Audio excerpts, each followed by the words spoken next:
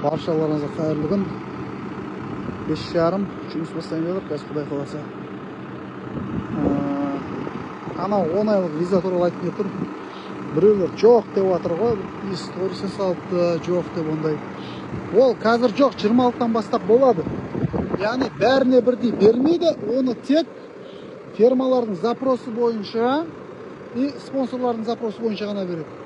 Мынау спаржа, тыква, клубника, малина деген фермалар ешқайсысы аламайды оны.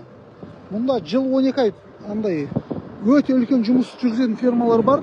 Солар ғана береді. Солар ғана береді. И то олар да бәрі бірдей алмайды. Өзіне керек адамдарға ғана береді.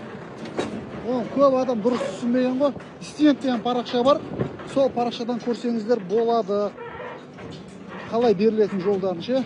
Ол өте аз мөлшерде берілетін виза. Одан кейін агропрактика.